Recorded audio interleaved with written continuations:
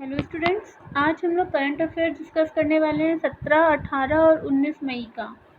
आप लोग previous classes currents की देखते रहिए, कंटिन्यूटी बनी रहेगी। ठीक है गाइस, हम लोग सबसे पहले एक छोटी सी न्यूज़ है उसको डिस्कस करेंगे। ये छोटी सी न्यूज़ है कि container ship that ran aground refloated at Kolkata port. बहुत ज़्यादा इम्पॉर्टेंट न्यूज़ नहीं है, इसलिए मेंशन नहीं किया है। कोलकाता जो पोर्ट है वहाँ पर क्या हुआ था कि एक जहाज फंस गया था। उस जहाज का नाम था कोटा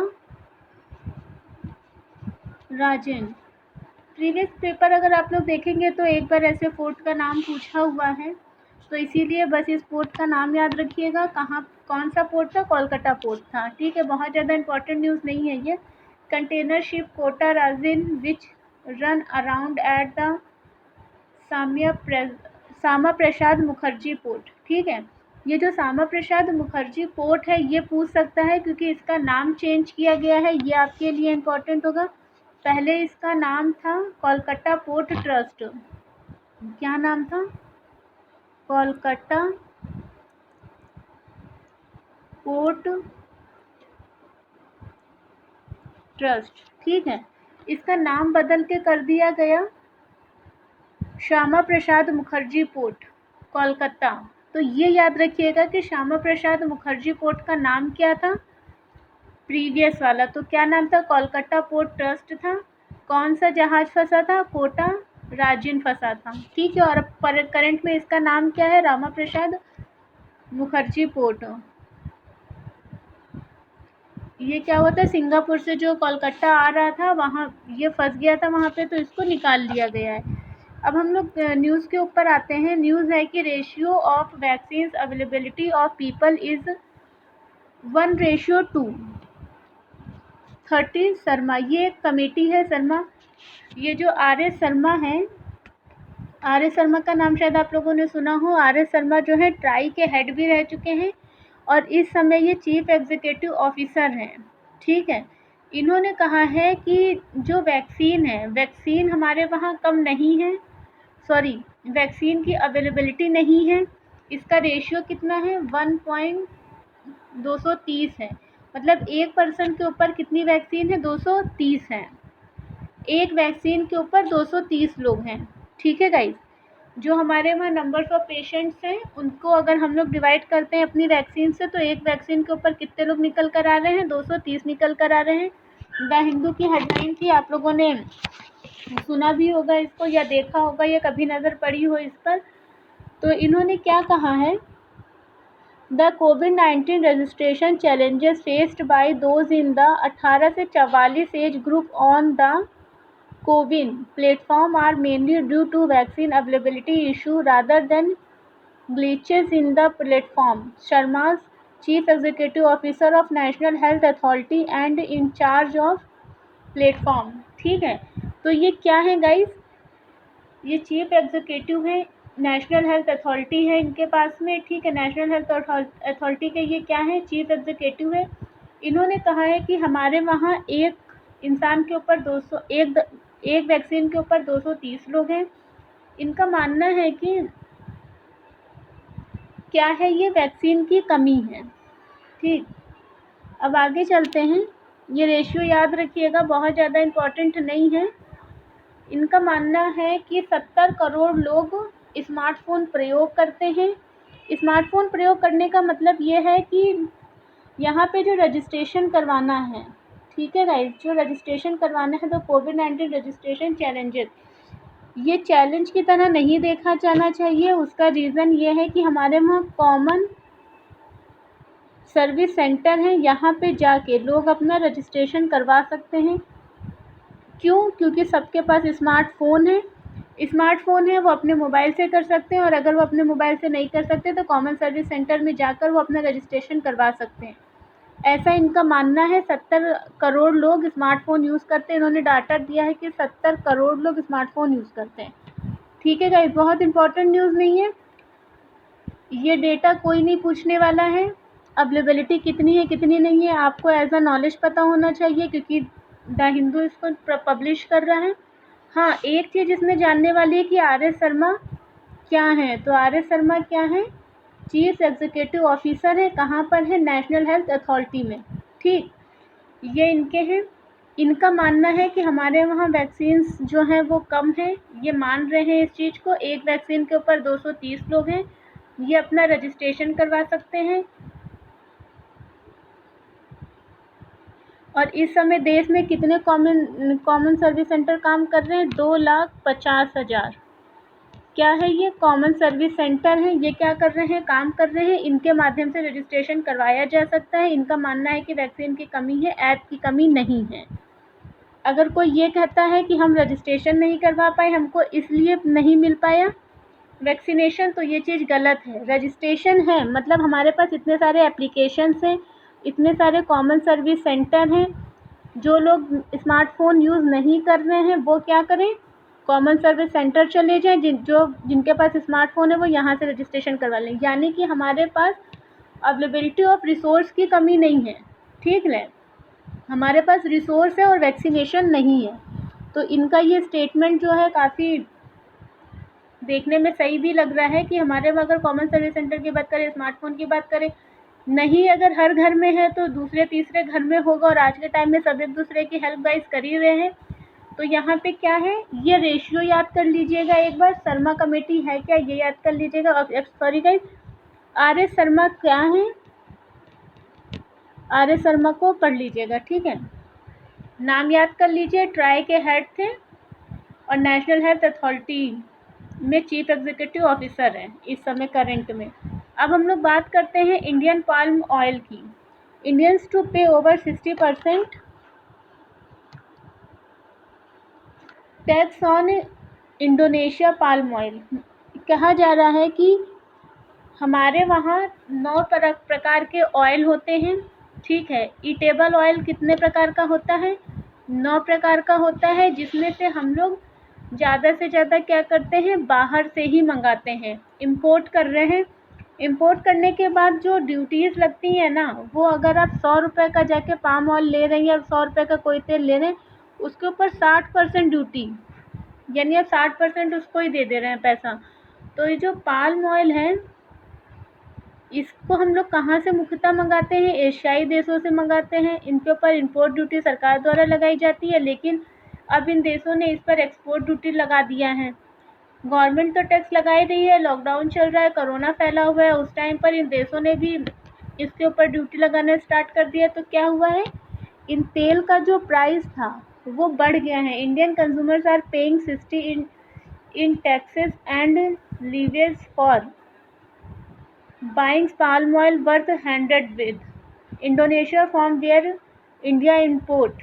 ठीक है गाइस, कहाँ से इंपोर्ट कर रहे हैं, इंडोनेशिया से कर रहे हो। इंडोनेशिया से जो आ रहा है इंक्रीजिंग इट एक्सपोर्ट टैक्स, तो टैक्स क्या है वो बढ़ चुका है इसके ऊपर।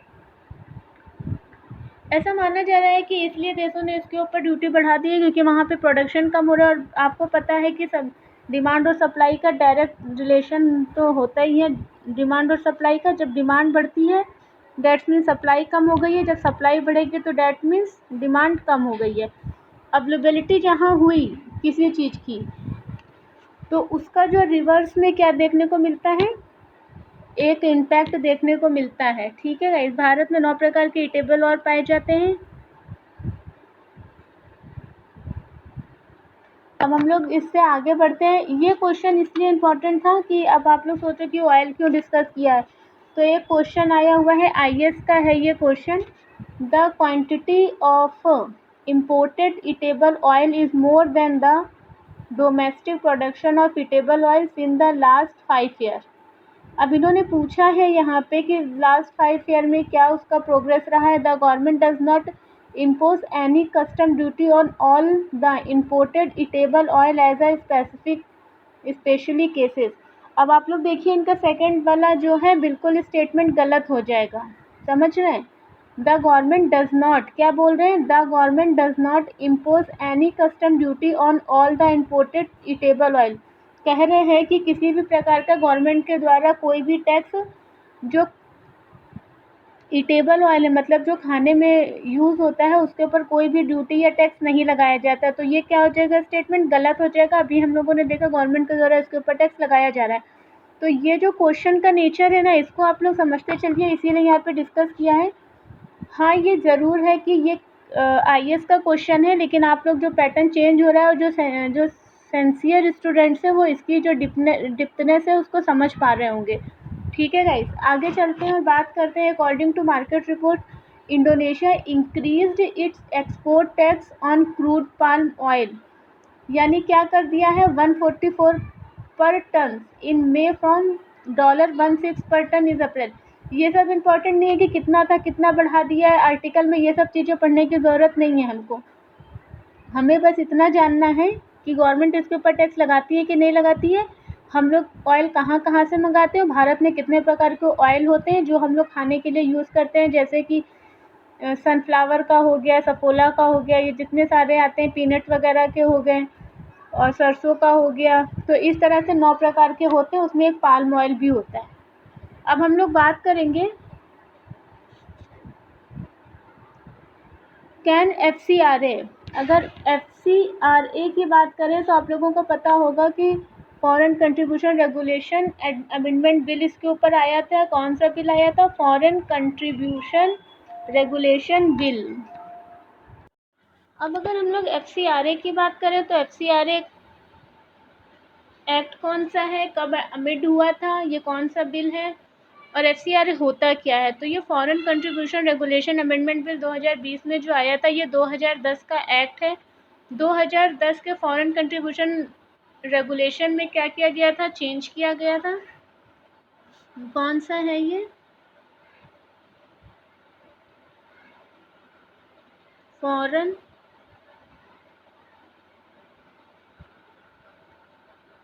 कंट्रीब्यूशन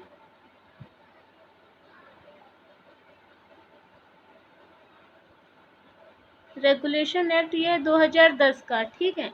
इसमें अमेंडमेंट कब किया गया था? 2020 में किया गया था। तो कहा गया था कि the foreign contribution regulation amendment bill 2020 was introduced in Lok Sabha on September 20, 2020. The bill amid for Foreign Contribution Regulation Act 2010।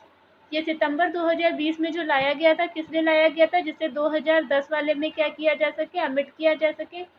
Contribution था इसका कि under the act certain persons are prohibited to accept any foreign contribution. ये कहा जा रहा था कि कुछ सर्कमस्टांसेस हैं जिसके तहत इनको एक्सेप्ट नहीं किया जा सकता। नया संशोधन किया गया था कि इनको कैसे किया जा सकता है। ऐसा था कि न्यूज़पेपर एडिटोरियल जो जज वगैरह हैं या ये सब लोग क्या है, ये सब चंदा नहीं ले सकते। 2010 वाले में ऐसा कुछ नहीं था, लेकिन जब इसको अमिट किया गया तो इसमें क्या इंक्लूड किया? दीज इंक्लूडर्स इलेक्शन कैंडिडेट्स, एडिटोरियल और पब्लिशर ऑफ अ न्यूज़पेपर, जज, गवर्नमेंट सर्वेंट। उसके बाद इसमें गवर्नमेंट सर्वेंट को भी इंक्लूड कर लिया गया, members of any legislature and political parties among others. The bill adds public servants as defined under the Indian Penal Code to the list। तो क्या हुआ कि अब ये नहीं ले पाएंगे चंदा, जितने भी हमारे ये पब्लिशर्स हो गए, पॉलिटिकल्स हो गए, जो भी हमारे गवर्नमेंट एम्प्लॉयर्स हो गए, जो जो पॉलिटिक्स पार्टीज़ हैं, वो सब क्या, वो सब चंदा नहीं ले पाएंगी। आप लोगों ने सुना भी होगा, इसमें अमिट किया गया था। और ये भी कहा गया कि जो एनजीओ चंदा लेना चाहते हैं उनको SBI न्यू ब्रांच दिल्ली में क्या करवाना पड़ेगा अपना। पहली चीज़ तो कौन कौन नहीं ले पाएगा, 2020 अमिट में क्लियर हो गया। दूसरी बात, जो लेना चाहता है वो SBI ब्रांच दिल्ली क्या करवाएगा, दिल्ली में अपना अकाउंट खुलवाएगा। अकाउंट खुलेगा और जो FCRA अकाउंट में आएगा वो अकाउंट क्या कहलाएगा, FCRA अकाउंट कहलाएगा। मान लो कि SBI दिल्ली ब्रांच में एक अकाउंट खुल गया, किसका, NGO का, तो ये NGO अकाउंट क्या कहलाएगा, FCRA अकाउंट। क्या कहलाएगा गाइस, FCRA अकाउंट कहलाएगा। और 1 अप्रैल तक ये करना था। अब ये करना कब तक था, सारे NGOs को बोल दिया गया था कि भैया ऐसा है,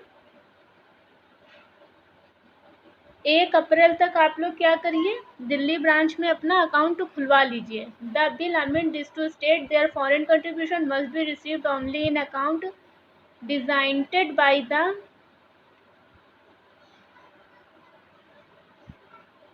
the banks as FCRA's account in such branch of the State Banks of India, new Delhi.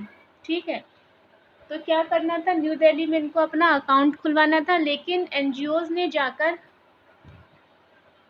Delhi high court में कहा कि ऐसा है कि कोविड-19 की वजह से हम ये नहीं खुलवा पाए हैं। The Delhi high court has asked the union home ministry of consider whether the April 1 deadline for opening foreign contribution regulation act FCRA account for NGOs seeking to receive foreign funds can be extended in view of the COVID-19 pandemic। तो क्या बोला कि ऐसा है, ये जो high court में जाकर जो एनजीओज ने कहा था, तो उनकी बात को हाई कोर्ट ने कहाँ जाके रखा है, यूनियन होम मिनिस्ट्री में। ठीक है, और बोला है कि भैया इसकी डेडलाइन जो 1 अप्रैल तक की थी, 1 अप्रैल 2021 तक की, उसको एक्सटेंड कर दिया जाए, उसको बढ़ा दिया जाए। क्यों बढ़ा दिया जाए, क्योंकि महामारी फैली हुई है देश में और उसकी वजह से ये काम नहीं हो पाए हैं। Justice Pratibha M Singh asked the ministry whether it could allow NGOs, इन्होंने क्या पूछा है, that have not been able to open FCRA accounts to receive foreign contribution as long as the maintain records of the same is according. अभी आप लोगों ने देखा होगा कि हम लोगों ने इससे पहले एक क्लास ली थी, तो करंट में ही हम लोगों ने डिस्कस किया था कि गवर्नमेंट चाह रही है कि एनजीओ के लिए ऐसा एक शेयर मार्केट ओपन कर दिया जाए जहां पर ये एनजीओ वाले जाएं, अपना पैसा ले लें और ये वेलफेयर का काम करें, और जब इनकी फॉरेन फंडिंग आ जाएगी तो ये हम क्या करेंगे, जहाँ जाकर वहाँ पे जो है उस कंपनी को या जो एजेंसी इनके लिए बनाई जाएगी, जो सिक्योरिटी बनाई जाएगी, उसमें जाकर ये वापस कर देंगे। तो आप लोग पीछे वाली न्यूज़ को यहाँ से कनेक्ट कर सकते हैं। ठीक है गाइस, ये पूरी न्यूज़ थी इसकी, can FCRA account deadline the extended. तो इसमें क्या बोला गया है, अब या FCRA अकाउंट उसका बिल है कौन सा, 2020 का है। 1 अप्रैल तक अकाउंट खुलवाना था, कहाँ पर, SBI ब्रांच दिल्ली में, और इसको बढ़ाने की मांग की गई है। लास्ट लिमिट इसकी कौन सी थी, 1 अप्रैल थी 2021। As per the new amendment, NGOs that receive foreign contribution are required to open an FCRA account in the New Delhi branch of the SBI। ठीक है guys, the NGOs have sought an extension for the April 1 deadline by the period of 6 months। 6 महीने के लिए बोल रहे हैं। Are directions to the ministry to grant FC6C certification to the NGO is an expenditures manners। अब हम लोग बात आते हैं UNSC, United nation security council की अगर बात करें तो इन्होंने बोला है, हम लोगों ने इजराइल का मामला पूरा जो है डिस्कस किया था, उसमें बोला है कि भैया ऐसा है कि गाजा में जो भी वायलेंस हो रहा है उसको समाप्त कर दिया जाए। Israel strikes killed at least 42 Palestinians in the Gaza Strip on Sunday, the worst daily death toll hit the almost week-long clashes as the UN Security Council meet amid global alarms at the escalating conflicts। क्या बोला है कि भैया इसको ख़त्म करो। Union security general के जो एंटोनियो अच्छा, इनका नाम आप लोग याद कर लीजिए, ये पूछ लिया जाता है, ये क्या है, इसके हैं, यूनाइटेड नेशन सिक्योरिटी काउंसिल में है। इनके जर्नल कौन से हैं,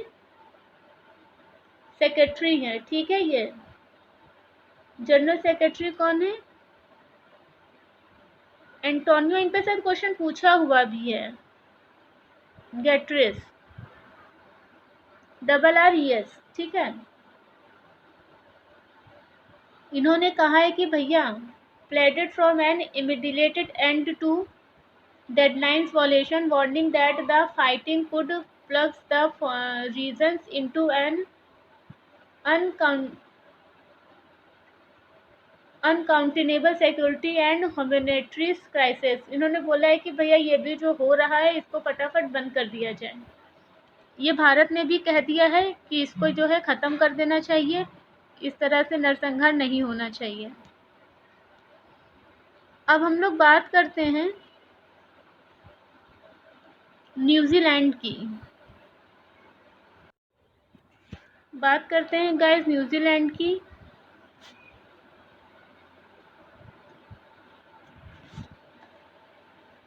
A hidden continent birthed a new subduction zone near New Zealand। अब इसमें 2-3 चीज़ें फोकस करने वाली हैं, वो आप लोग देख लीजिए कि ये कहाँ पे मिला है। तो साउथ की बात कर रहे हैं, south island subtraction initiation experiment. यहाँ पे क्या किया गया है, एक एक्सपेरिमेंट किया गया है। जब दो प्लेटें आपस में टकराती हैं तो उसको क्या बोलते हैं, सबट्रैक्शन बोलते हैं। तो सबसे पहले समझ लेते हैं कि प्लेट्स क्या होती हैं। तो प्लेट्स को अगर आप देखेंगे तो ये देखिए यहाँ पे 2 प्लेट है, एक ये प्लेट है और एक ये प्लेट है। इन दोनों प्लेटों का नाम हम चाहेंगे कि आप लोग अपना कहीं लिख लें और सबडक्शन प्रोसेस क्या होता है इस चीज़ को अच्छे से समझ लें। सबसे पहले जो एक्सपेरिमेंट है वो क्या है, south island subtraction initiation experiment. ठीक है guys. A new research reveals so how a young subduction zone was formed in the Peugeot Trench, a deep cleft in the floor of the South Tasman Sea। सबसे पहले जो इन्होंने पहली plate का नाम लिया है, पहली प्लेट इनकी है ये वाली।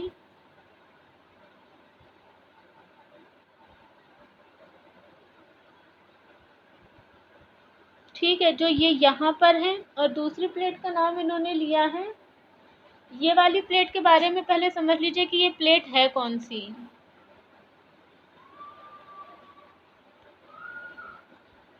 इस वाली प्लेट की बात कर रहे हैं।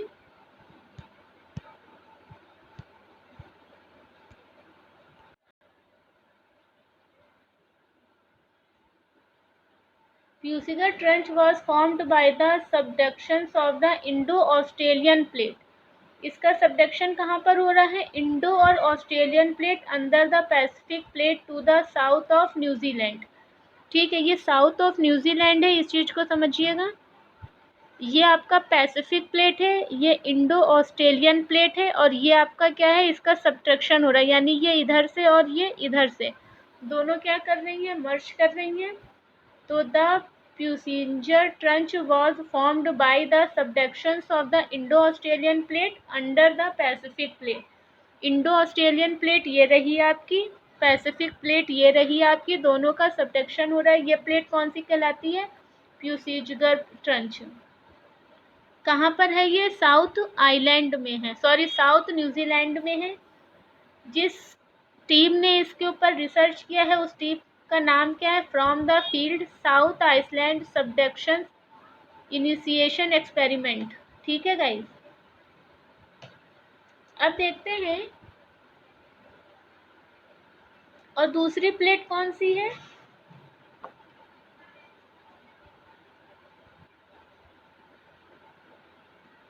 दूसरी प्लेट आपकी ये है कर्मिडिक प्लेट। ठीक है, तो ये जो 2 प्लेटें हैं आपस में टकरा रही हैं, इंडो ऑस्ट्रेलियन प्लेट और पैसिफिक प्लेट। यहाँ पर एक एरिया बन रहा है, पहली चीज़ तो आप इसको समझ लीजिए। ये देखिए कि प्लेट होती क्या है, 2 तरह की प्लेट होती है, कॉन्टिनेंटल और ओशनिक। तो ये जब ओशन वाली हो या कॉन्टिनेंटल हो, जब ये लिथोस्फीयर से देखिए ऐसे जाएगी, ये ऐसे होगा। ये हम लोग ज्योग्राफी की क्लास में और अच्छे से पढ़ेंगे इसको। ये देखिए सबट्रैक्शन जोन कौन सा है आपका, ये वाला है, जब भारी प्लेट हल्की प्लेट के नीचे दब जाती है। ठीक है गाइज, क्या होता है, एक महाद्वीपीय प्लेट होती है और एक महासागरीय प्लेट होती है, यानी कॉन्टिनेंटल प्लेट और ओशनिक प्लेट, जब ये दोनों क्या करती हैं, आपस में टकराती हैं, तो भारी प्लेट क्या करती है, ये देखिए ये नीचे की तरफ चली जाती है, और जब ये नीचे की तरफ जाएगी, ये देखिए जब ये नीचे की तरफ जा रही है तो क्या हो रहा है, सब्सट्रैक्शन हो रहा है। तो इस वाले प्रोसेस को क्या बोलते हैं, सब्सट्रैक्शन जोन बोलते हैं। ठीक है गाइस, कौन कौन सी दो प्लेटें होंगी, कॉन्टिनेंटल और ओशन, महाद्वीपीय और महासागरीय। तो ये एक कौन सी है, इंडो स्पेसिफिक है, और एक कौन सी है हमारी, इंडो ऑस्ट्रेलियन, और दूसरी है ये पैसिफिक। इसका जो है कि the study was run by the scientific abroad the researchers vessels Marcus, ये सब तो बात की बात है, इतना नहीं पूछेगा। 2018 में शुरू हुई थी as part of the South island subtraction initiation experiment. यहाँ पर एक रोरिंग बनता है फॉल्टाइज, ठीक है, ये अभी हम लोग ज्योग्राफी में पढ़ेंगे। 40 से 50 डिग्री के बीच में एक ऐसा जोन बचता है जिसे चीखता या प्रचंड 50 इस तरह से कहा जाता है। ये प्लेटें कहाँ मिलती हैं, 40 और 50 पर मिलती हैं, के मध्य में ये प्लेटें मिलती हैं। कौन सी दो प्लेटें हैं, कर्मिडिक और प्यूसीगजर, क्या है, ये दो प्लेटों के मध्य में क्या स्थित है, न्यूजीलैंड स्थित है। और जो न्यूजीलैंड का पार्ट, कुछ पार्ट न्यूजीलैंड का ऐसा भी है,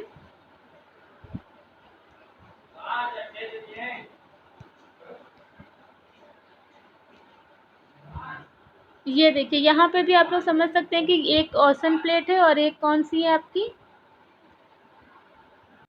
ये दो डायग्राम है गाइस, इससे समझ लीजिए। ये देखिए ये ओशनिक है और ये कौन सी है आपकी, कॉन्टिनेंटल है। हल्की प्लेट क्या होगी, नीचे चली जाएगी, भारी के नीचे दबेगी, यहीं पे आपका मैग्मा वगैरह भी बनता है सब। और यहाँ पे ये वाला जोन जो नीचे का होता है क्या कहलाता है, सब्सट्रैक्शन जोन कहलाता है, ये जो नीचे की तरफ जा रही है। अब अगर यहाँ पे हम लोग बात करें जीलैंडिया क्या है, अगर जीलैंडिया की बात करें तो जीलैंडिया वो भाग है, कभी पूछ ही ले आपसे अगर कि जीलैंडिया क्या है, पहली चीज़ तो न्यूजीलैंड की जो प्लेट्स हैं वो किसके बीच में हैं, 40 से 50 के बीच में है, रोरिंग फॉल्टाइज के बीच में है। ठीक है, ये हम लोग अभी जब ज्योग्राफी कर रहे हैं तो उसमें सब कंप्लीट करेंगे, आप लोग समझते चलिए। इस जोन को क्या कहा जाता है, चीखता 50, प्रचंड 50, ये सब से नाम से ये हिंदी में फेमस है, और इंग्लिश में क्या बोलते हैं इनको, रोरिंग फॉल्टाइज। ठीक है गाइस, 40 से 50 के बीच में मिलती हैं ये। अब अगर इसकी बात करें कि जीलैंडिया कॉन्टिनेंट क्या है, तो जीलैंडिया कॉन्टिनेंट जो है, the secrets continent of the Zealandia is found on the boundaries between the Australian and Pacific plates. ये कहाँ पे मिला है गाइस, ऑस्ट्रेलियन और पैसिफिक प्लेट्स के पास में मिला है, इन दोनों के बीच में मिला है। जैसे कि ये देखिए ये पैसिफिक प्लेटें इधर वाल होंगी और ये यहाँ पे कहाँ पर होंगी, यहाँ पर ये इंडियन ऑस्ट्रेलियन प्लेट्स होंगी। तो यह इधर क्या होगा, ऑस्ट्रेलियन प्लेट्स, और इधर क्या होगा, पैसिफिक प्लेट्स। और तस्मानिया बेसिन है यहाँ पर, याद रखिएगा कि बेसिन कहाँ पर है। अगर क्वेश्चन आ जाए कि तस्मानिया बेसिन कहाँ है, तो न्यूजीलैंड के पास है। ये दो वो प्लेटें हैं जिनका हम लोगों ने डिस्कशन किया था। ये देखिए एक प्लेट ऐसे टकराएगी, एक ऐसे टकराएगी, ये इधर से प्रेशर बन रहा है, ये इधर से प्रेशर बन रहा है। इनके बीच में क्या स्थित है, न्यूजीलैंड स्थित है। और जीलैंडिया कॉन्टिनेंट जो है ये वो भाग है, Zealandia is a submerged section of the continental crust the size of the Australia around new New Zealand. It was the purchased over the north end of these extensional zone। क्या है ये extensional zone है, और ये पानी के नीचे छुप गया है, ये हमें दिखाई नहीं देता। अब ये पानी के नीचे छुप जाने के कारण इसको देखा गया। तो पहले ऑस्ट्रेलिया और न्यूजीलैंड तक महाद्वीप था, ठीक है गाइस, पहले क्या था, ऑस्ट्रेलिया और न्यूजीलैंड तक पूरा महाद्वीप था। लेकिन अब क्या हुआ है कि पहले ऑस्ट्रेलिया और न्यूजीलैंड तक का महाद्वीप था जो बाद में डूब गया, और ये जो डूब गया है न्यूजीलैंड का भाग, उसी को क्या बोलते हैं, जीलैंडिया बोलते हैं। अगर वर्ल्ड मैप पर आप लोग देखेंगे तो ऑस्ट्रेलिया यहाँ पर है, न्यूजीलैंड यहाँ पर है, तो ये यहाँ पर पैसिफिक प्लेट्स है, इधर से इंडियन ऑस्ट्रेलियन प्लेट्स है। तो आपको मैपिंग अगर करते चलेंगे या हम लोग मैपिंग करेंगे तो चीज़ें बहुत अच्छे से क्लियर होती चली जाएंगी। ठीक है गाइस, अब हम लोग माइक्रोप्लास्टिक की बात करते हैं। आई होप कि आप लोगों को करंट की क्लास अच्छी लग रही होगी। अगर हम लोग माइक्रोप्लास्टिक की बात करते हैं तो microplastic in atmosphere according to the national oceanic and atmospheric administration NOAA, क्या है गाइस NOAA, इसका नाम लिख लीजिए।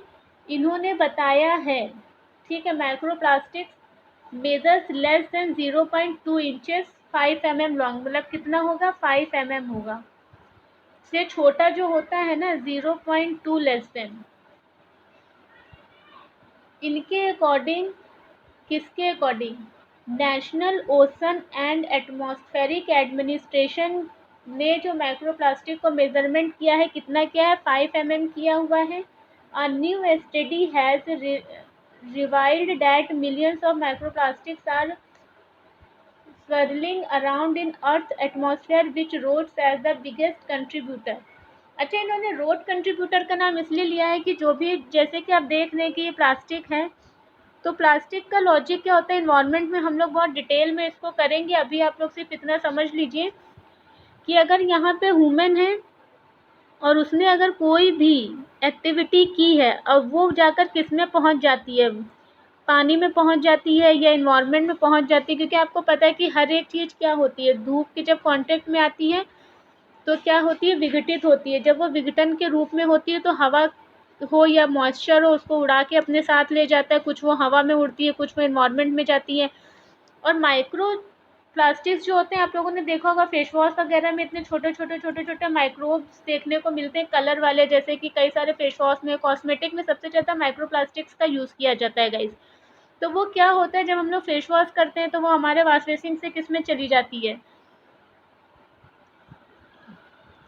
हमने यहाँ पे फेस वॉश किया, यहाँ से पाइप में वो यहाँ के चैम्बर में जाएगी, यहाँ से नाले में जाएगी, नाले से नदियों में जाएगी, नदियों से वो समुद्र में जाएगी। यहाँ की जो मछलियाँ हैं, यहाँ के जो जीव हैं, वो इसको खाएंगे। ये फिर पकड़ के जब हमारी थाली में आती है, जो लोग नॉनवेज खाते हैं या जो वेज खाते हैं या जो मिट्टी में मिल जाती है, वो क्या होता है, प्रॉपर हमारे ह्यूमन की लाइफ में फिर से वापस आ जाती है। तो इससे जो मानव हेल्थ है उसको तो खतरा हो ही रहा है, उसके साथ ही साथ जो हमारा ये जीव जगत है उसको भी खतरा हो रहा है। और हम लोगों ने देखा है, जब इन्वायरमेंट पढ़ेंगे तो हम लोग देखेंगे ये पूरा साइकिल एक दूसरे से कनेक्टेड होता है। तो अब ये माना जा रहा है कि ये जो प्लास्टिक है, ये क्या कर रही है, जो रोड होती है ना, रोड के सरफेस पे जब गाड़ियों के टायर चलते हैं, रगड़ खाते हैं, तो उससे जो ये माइक्रोब्स क्या होते हैं, हवा में उड़ जाते हैं। तो computer modelling showed how particles get transported vast distance across the global and shows that never is safe from the pollution। ये किसका कारण बन रहे हैं, पॉल्यूशन का कारण बन रहे हैं। और ऐसा माना जाता है कि एक प्लास्टिक का कण हवा में 6.5 घंटे तक रहता है। और अब ये क्या हो रहा है, एक दूसरे से को इफेक्ट करते हुए कहाँ पहुँच गया है, अंटार्कटिका में फैल गया है। Likely hotspots for the highest level of microplastics are Europe, Eastern Asia, the Middle East, India and the United States। सबसे ज़्यादा इसके क्या कहाँ पर है, इसका एक्यूमुलेशन कहाँ पर है, सबसे ज़्यादा ये कहाँ पर इकट्ठा है, इनके हॉट स्पॉट कहाँ पर बने हुए हैं, तो यूरोप में, ईस्टर्न एशिया में, मिडिल ईस्ट में, इंडिया में और यूनाइटेड स्टेट में। The environmental problem is likely to get much worse and could have seriously effects of on human health. तो सीधी सी बात है, जब उसी में हम सांस लेंगे तो वो हमें क्या करेगी, प्रॉब्लम क्रिएट करेगी हमारे लिए। इसका सोर्स भी इन्होंने यही बताया है कि इस आर्टिकल में जो सोर्स बताए गए हैं वो क्या है। पहला सोर्स है roads provided the mechanical energy to move particle into the atmosphere. तो क्या होता है कि ये इसके मैकेनिकल इंजीनियरिंग जो है, ये क्या बताती है कि ये 6.5 घंटे तक रहते हैं हवा में। Other source including the ocean 11%। इसका जो और फर्दर जो सोर्स हैं वो क्या है, समुद्र हैं, and agriculture soil dust. Agriculture की जो डस्ट है उसमें भी ये मिलेगा, तो वहाँ पे जो ह्यूमन काम कर रहा है ये हमारे खाने में फिर से इंक्लूड हो जाएगी। 5%, both of which involving strong winds pushing particle into the air. और हवा क्या करती है, इसको पुश करती है किसमें, इन्वायरमेंट में मिल जाने के लिए।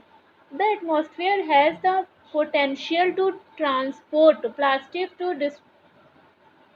disparate location across continent and to really remote location that would otherwise be untouched by human pollution।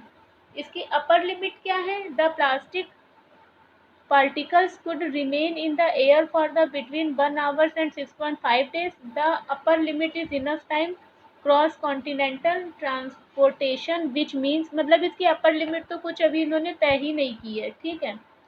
ये किसके द्वारा बताया जा रहा है, आपकी जो ये एजेंसी है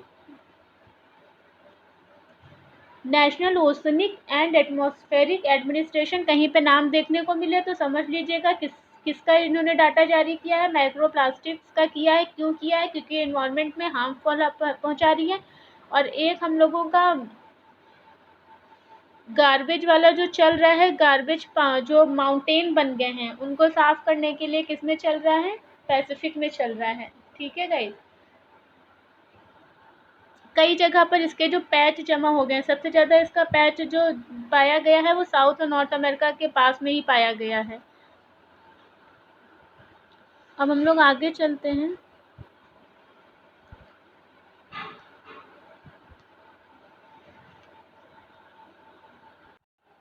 अभी एक ऑस्ट्रेलिया से न्यूज़ आई है कि वहाँ पे जो चूहों का मामला चल रहा है, किसका गाइस, चूहे।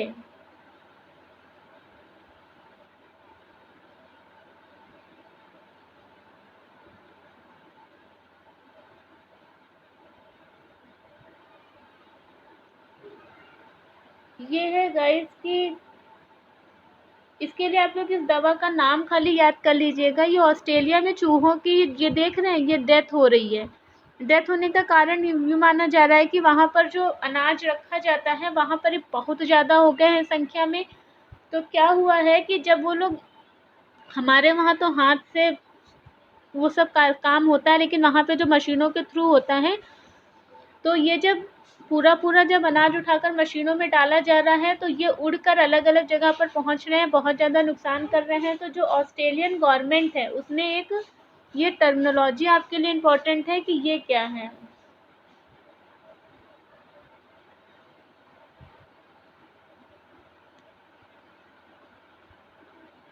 ब्रोमेडियोलॉन। ये पॉइजन है और ऑस्ट्रेलियन गवर्नमेंट ने क्या किया है, इसको परमिशन दे दिया है चूहों को मारने के लिए। न्यूज़ थी कि in fact the rodents are capable for destroying food grains and can causes wide spreads damage to domestic household commercial businesses firms manufacture and livestock. क्या कर रहे थे, ये इन सबको नुकसान पहुंचा रहे थे, इसलिए उसको कंट्रोल करने के लिए गवर्नमेंट ने क्या है, increasing zinc phosphate in mouse beds will help farmers to battle the higher than average mouse numbers in eastern Australia। Eastern Australia की बात है। To control the plague the NSW government, यानी जो नॉर्थ, वहाँ की जो नॉर्थ साउथ और वहाँ की वो क्या है, गवर्नमेंट है, government has now authorise the use of the otherwise outlawed poison called bromadiolone. ठीक है गाइस, नाम फिर से देख लीजिए, प्रोनाउंस अपने आप कर लीजिएगा, ब्रोमेडियोलोन। ठीक है गाइस, ये आप लोग देख लीजिएगा। अब एक एलिफेंट की बात कर लेते हैं। Elephant casualties on train tracks, ministry of environment. ठीक है गाइस, हाथियों के लिए प्रयास किए जा रहे हैं कि according to the project elephant division of environment ministry a total of 186 elephants were killed after during hit by train crossing India between 2009 से 10 एंड माना जा रहा है कि 2010 से 2021 के बीच में कितने हाथी मारे गए हैं, 186 186 एलिफेंट्स क्या हुए हैं, किल्ड हुए हैं। कैसे हुए हैं, ट्रेन जो निकलती है ना उसके द्वारा, उसके एक्सीडेंट में, क्योंकि पता नहीं होता है जो गाड़ी चला रहा होता है, सॉरी जो ट्रेन चला रहा होता है उसको पता नहीं होता है कि हाथी आ रहा है कि नहीं आ रहा, उसका गलियारा है कि नहीं है, तो और हाथी को नहीं पता होता है कि ट्रेन आ रही है। तो इसके लिए क्या है, इन्वायरमेंट प्रोटेक्शन एक्ट जो हमारा है, ये जो हमारा इन्वायरमेंट मिनिस्ट्री है, उसने डाटा जारी किया है कि 186 elephants were killed after being hit by train crossing. तो असम में 62 है according for the highest numbers of elephant casualties. तो असम का क्या माना जा रहा है, असम में सबसे ज़्यादा है, ठीक है। Followed by West Bengal 57। असम में कितने हैं गाइस, 62 हैं, कभी नहीं पूछेगा 57 कहाँ पर है, वेस्ट बंगाल में, उड़ीसा में 27। लेकिन हाँ, रीज़न क्या है मरने का, ट्रेन ट्रैकिंग जो नहीं हो पाती सही से, वो है। टोटल नंबर याद करिएगा 186 एलिफेंट प्रोजेक्ट हमारे वहाँ चल रहे हैं। इन्वायरमेंट में जब हम लोग पढ़ेंगे तो इस चीज़ों को देखेंगे। Trains claimed the highest number of the Pasedums in 2012-13 when 27 elephants were killed in 10 states। क्या कहा जा रहा है कि 10 स्टेट में सबसे ज़्यादा मारे गए हैं, मेजर्स टेकन। बस इनको याद रखना है कि कहाँ पर हुआ था, क्या केस था, इनको बचाने के लिए क्या किया जाता है। Cared vegetation along railway tracks, railway tracks के ऊपर जो वेजिटेशन है, जो झाड़ी है, जो जंगल जम जाते हैं, उनको साफ किया जाए। जो बॉर्डर है उसको सूटेबल बनाया जाए, सूटेबल पॉइंट्स बनाए जाए कि वहाँ पे बड़े बड़े से होर्डिंग्स लगा दिए जाए या कोई इंस्ट्रक्शंस पॉइंट बना दिए जाए कि ये हाथियों का गलियारा है, जिससे जो लोकल पायलट्स है उसको पता चल जाए कि elephant presence on the track. ठीक है गाइस, की प्रेजेंस है यहाँ पर किसकी, एलिफेंट्स की। Evaluated sections of railway tracks कर देना चाहिए। Settings up under passes, over passes for safe passengers of elephants, regulation of train speed from sunset to sunrise. मतलब ये है कि जो ट्रेन लेके जा रहा है उसकी सनसेट से, मतलब सूर्योदय से पहले, सूर्योदय की बात की, एक स्पीड फिक्स कर देनी चाहिए to widen available structures. Regulation patrolling of vulnerable stretches for railway tracks by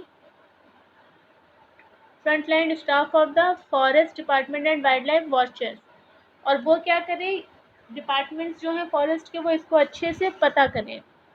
ठीक है गाइस, तो ये हाथियों के मरने का कारण क्या है और कैसे उसको रिजॉल्व किया जा सकता है, ये चीज़ें हैं। अगर G20 की बात करें, G20 ने क्या कहा है, G20 देशों की समिट हुई है गाइस।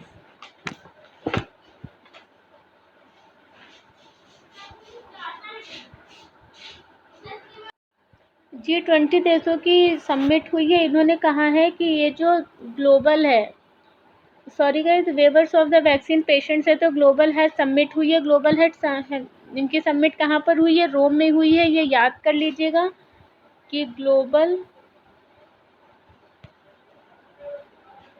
हेल्थ समिट इनकी कहाँ हुई है, रोम में हुई है। इन्होंने कहा है कि कोविड-19 वैक्सीन के लिए वॉलेंटियर लाइसेंसिंग को परमिशन दे देनी चाहिए। बस एक यही पॉइंट नोट करने वाला है इसका कि वॉलेंटियर लाइसेंसिंग है क्या।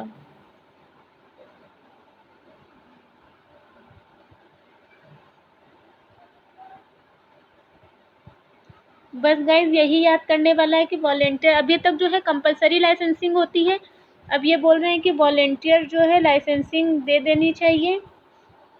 वॉलेंटियर लाइसेंसिंग क्या है, अगर इसकी बात की जाए, G20 leaders are to commit stand to patent pooling which is a less radical measures to encourage the sharing of patents. Under a patent pool, drug markers decide volunteer to share license for the manufacturing for these products in nation। अब इनका कहने का मतलब ये है कि जो भी विदेशी कंपनी है वो क्या करे, वॉलेंटियर लाइसेंसिंग दे दे। मान लीजिए कि ये एक कंपनी है, विदेशी कंपनियां जो हैं वो गरीब देशों की कंपनियों से जुड़ेंगी और टेक्नोलॉजी उनको प्रोवाइड करवाएंगी। ठीक है गाइस, इसमें क्या होगा कि ये जो है लाइसेंस देंगी। कौन सा लाइसेंस देंगी, वॉलेंटियर लाइसेंस। इससे माना जा रहा है कि ये जो विदेशी कंपनी है, मान लो ये एक विदेशी कंपनी है, ये कई सारे गरीब देश हैं, अन्य देश हैं, ये एक कंपनी इनके साथ लाइसेंस जो है डिस्ट्रीब्यूट करेगी, ठीक है, शेयर करेगी कि आप जो है काम कर सकते हैं, लेकिन हमारी अथॉरिटी में। कंपलसरी लाइसेंस में होता है कि उसमें कॉन्ट्रैक्ट साइन हो जाते हैं, टाइम पीरियड डिसाइड हो जाता है 20 साल का, 10 साल का। इसमें ऐसा कुछ नहीं होगा, इसमें बस ये है कि आप दवाइयाँ बनाओ और बेचो। तो क्या होगा कि जब गरीब देशों की कंपनियों से ये कंपनियां जुड़ेंगी तो क्या इनको देंगी? इनको टेक्नोलॉजी देंगी, मेडिसिन देंगी, रॉ मटेरियल्स देंगी, लेकिन अधिकार किसका रहेगा? हब कंपनी का, मेन कंपनी का अधिकार इनके ऊपर रहेगा। ये ACT प्रोग्राम जो ये किसके लिए सही नहीं माना जा रहा है? ये माना जा रहा है कि ACT प्रोग्राम जो है किसका? ACT प्रोग्राम है आपका WHO का। ACT प्रोग्राम के तहत क्या करना है कि हर देश तक दवाइयाँ पहुँचानी है। क्या करना है? दवाइयाँ पहुँचानी है, और ये दवाइयाँ क्या हैं? ये सस्ती होंगी जो WHO पहुँचाएगा अपने ACT प्रोग्राम के तहत। हर देश को ड्रग्स पहुँचाने का इसका एम है। ये इससे फुलफिल नहीं हो पाएगा क्योंकि जो विदेश कंपनियों के अंडर में जो कंपनी यहाँ की काम करेंगी वो उनके अधिकार क्षेत्र में होंगी, और उनके अधिकार क्षेत्र में होने के कारण ये कंपनियां जो हैं दवाइयाँ सस्ती नहीं बेच पाएंगी। ठीक है गाइस, तो बस ये बात याद रखिएगा कि वॉलेंटियर लाइसेंसिंग क्या है? ये वो है जो कंपलसरी लाइसेंसिंग से अलग है, और इसमें जो है एक हब कंपनी होगी जो अपने लाइसेंस को दूसरी कंपनीज के साथ शेयर करेगी और दवाइयाँ बनाने का के लिए उनको रॉ मटेरियल, टेक्नोलॉजी वगैरह उपलब्ध कराएगी, और उसका जो मार्केट प्राइस है वो भी रेगुलेट करेगी। ठीक है, आगे चलते हैं। कॉमर्स और मिनिस्ट्री की न्यूज़ है। कॉमर्स और ministry like to the ask RBI to extend interest equalisation schemes. अच्छा, ये इक्विलरेशन जो स्कीम है आपकी, इक्वलाइजेशन, ये जो इक्वलाइजेशन स्कीम है ये क्या है, इसको हम लोग समझ लेते हैं। गाइस एक चीज़ बता दें कि ये क्लास आपको जो प्रोवाइड हो जाएगी, इसके बाद इसका पार्ट 2 करके एक और अभी वीडियो आएगा, ठीक है, तो उसको आप लोग ज़रूर देख लीजिएगा क्योंकि बहुत ज़्यादा लंबा वीडियो हो रहा है, इसलिए उसको थोड़ा सा शॉर्ट किया गया है। अगर हम लोग बात करें कि कॉमर्स मिनिस्ट्री की, तो कॉमर्स मिनिस्ट्री ने कहा है कि ये जो हमारे निर्यातक हैं, मान लीजिए ये भारत है, ठीक, और ये क्या है, मान लीजिए US है, ब्रिटेन, फ्रांस, ये कई सारी कंपनी है। मान लो कि ये अमेरिका जाते हैं, तो ये यहाँ पे जाएंगे निर्यात करने अपने माल का। कोई पेन बना रहा है, कोई कुछ बना रहा है, कोई कुछ बना रहा है, कोई बिस्किट बना रहा है, तो क्या करेंगे, ये जाएंगे बाहर बेचने के लिए। ठीक, जब ये बाहर बेचने जाएंगे तो यहाँ से गया विदेश में, ये हमारा एक्सपोर्टर है। ठीक, ये हमारा जो एक्सपोर्टर है, निर्यातक जो है, ये यहाँ जाएगा, यहाँ पे एक पार्टी के साथ डील करेगा और यहाँ पे इनको क्या दे देगा? माल दे देगा। लेकिन अब इसके और इसके बीच में जो कॉन्ट्रैक्ट साइन होगा कि माल इनको देना है अगर आज, और ये पेमेंट करेंगे 6 महीने बाद, तो अब एक्सपोर्टर वापस आ जाएगा, लेकिन उसको फिर से अपने आप को स्टेबल करने के लिए पैसा नहीं होगा, प्रोडक्शन के लिए पैसा नहीं होगा, तो अब ऐसे में क्या करें? लेकिन अब एक्सपोर्टर जो है वो काम तो सही कर रहा है, क्योंकि अगर वो विदेश में जाकर बेच रहा है तो वहाँ से FDI लेकर आ रहा है, तो गवर्नमेंट के लिए बेनिफिशियल भी है ये चीज़। तो माना जा रहा है कि ये जो ब्याज समावेशन योजना है, इंटरेस्ट इक्वलाइजेशन स्कीम जो है, वो भारतीय निर्यातक अगर विदेशों में अपना माल बेचने जाती है तो उसे कैश पेमेंट तो होता नहीं है, उसको जो है ड्यू डेट मिल जाती है, उसको जो फ्यूचर डेट मिलती है उसके ऊपर वो अपना आगे करता है। तो कंपनी क्या करेगी, ये जो कंपनी है, कंपनी क्या करेगी, मान लो ये एक इंडियन कंपनी है, ये इंडियन कंपनी है, ये USA गई, इसने यहाँ से डील किया, माल दे दिया, गुड्स क्या करें, दे दिए, लेकिन पेमेंट कितना था? After 6th month. After 6th month क्या रहा? पेमेंट का डेट रहा। तो ये यहाँ पर आएगी, यहाँ पर किसी बैंक के पास जाएगी, मान लो ये SBI के पास गई, इसने क्या कर लिया? लोन उठा लिया, लोन ले लिया, और डील क्या कर ली कि जब इनका पैसा आएगा तो ये बैंक को वापस कर देंगे। तब तक ये अपना नया प्रोडक्शन करेंगे, और जो ये नया प्रोडक्शन करेंगे फिर किसी देश में जाकर बेचेंगे, फिर ये आएंगे, फिर बैंक से पैसा लेंगे, और फिर ये इसी तरह से अपना एक साइकिल क्या करेंगे, चलाते रहेंगे गाइस। इतनी बात अगर क्लियर हो गई हो तो हम लोग, ना क्लियर हो तो आप लोग पूछ लीजिएगा, लेकिन बस मेन ये है कि फिर ये इनको जो पैसे की ज़रूरत है, ये पैसा कहाँ से लेंगे, बैंक से लेंगे।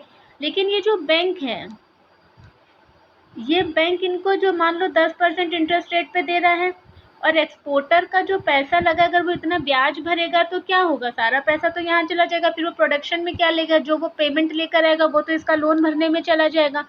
तो गवर्नमेंट ने कहा देखो एक्सपोर्टर, तुम लोग अच्छा काम कर रहे हो, तुम लोग देश के लिए एफडीआई लेकर आ रहे हो, यहाँ पे प्रोडक्शन कर रहे हो, एम्प्लॉयमेंट जनरेट कर रहे हो, तो ऐसा करते हैं कि हम लोग एक डील कर लेते हैं, ठीक है। आप अगर 10% ब्याज पर हमारे बैंक से लोन लेते हैं तो उस पे उसका 2% लोन हम दे देंगे और 8% आप चुका देना।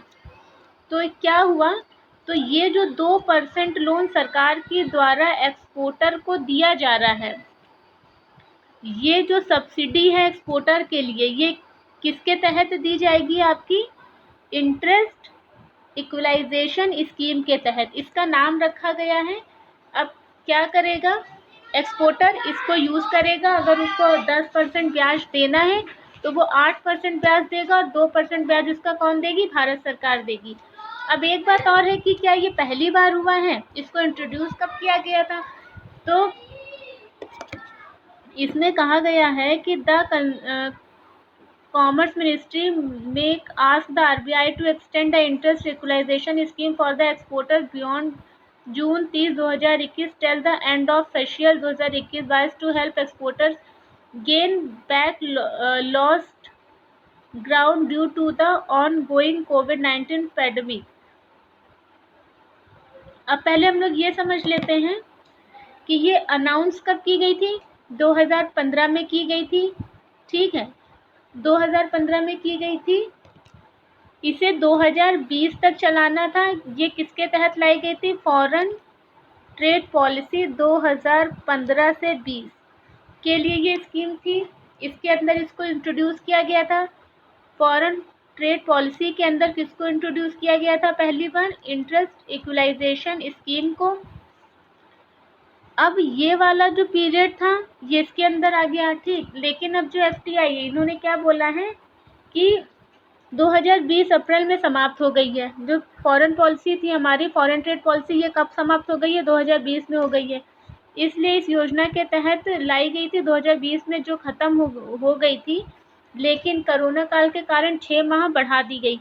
अब इसका टाइम ड्यूरेशन कब कर दिया गया, 6 माह के लिए बढ़ा दिया गया है, और 30 सितंबर 2021 तक पुरानी ही फॉरेन पॉलिसी चलेगी। अब ये मान लीजिए कि फॉरेन पॉलिसी कब तक चलेगी, पुरानी फॉरेन ट्रेड पॉलिसी चलेगी। मिनिस्ट्री ऑफ कॉमर्स ने अब आरबीआई से कहा है कि 1 अप्रैल 2022 तक फॉरेन पॉलिसी को बढ़ा दीजिए, इसके अंदर निर्यातकों को और छूट दीजिए, ठीक है। इससे क्या होगा, इससे ये होगा कि ये इनके ऊपर प्रेशर्स नहीं होगा, ठीक है guys. The scheme announced in April 2015 extended subsidies of interest provide to exporters on post shipment export credit varying between 3% and 5%। इसमें यह कहा गया है कि जो एक्सपोर्टर अपने एग्रीमेंट करने से पहले लोन लेता है वो 3% वो सब्सिडी लेगा, और अगर कोई अपना एग्रीमेंट करने के बाद लेता है, माल देकर आता है, तब अगर लोन लेता है तो उसे 5% मिलेगा, ठीक है गाइज। ये छोटी छोटी चीज़ें थी, इसकी याद रखिएगा, बहुत ज़्यादा कुछ नहीं था। फॉरेन ट्रेड पॉलिसी याद रखिएगा 2015 से 2020 की है, 2015 से 2020 की है। इसको बढ़ाने की बात की गई है अप्रैल 2022 तक का, ठीक है गाइज। तो ये है कि इसको बढ़ाया जाना है। दूसरी बात, किसके अंदर इंट्रोड्यूस किया गया था, आईईएस को किसके अंदर इंट्रोड्यूस किया गया था, फॉरेन ट्रेड पॉलिसी के अंदर इंट्रोड्यूस किया गया था। कब किया गया था, 2015 से 2020 की स्कीम में। फॉरेन ट्रेड पॉलिसी को 2022 तक के लिए बोला गया है कि बढ़ा दिया जाए। आज हम लोग अपनी क्लास यहीं पे रोकते हैं गाइस। अब आप लोग इसके बाद जो है कुछ टॉपिक और बचे हैं, स्लाइड हैं। अभी हम लोगों को नेचुरल गैस डिस्कस करना है, वायरस डिस्कस करना है। अभी कुछ टॉपिक हैं जो अभी हम लोगों को डिस्कस करना है, आधे घंटे का टाइम लगेगा उसमें। अभी इसका सेकंड पार्ट एक आपको और दे दिया जाएगा, तो आप लोग उसको भी ज़रूर देख लीजिएगा। Okay guys, thank you, bye.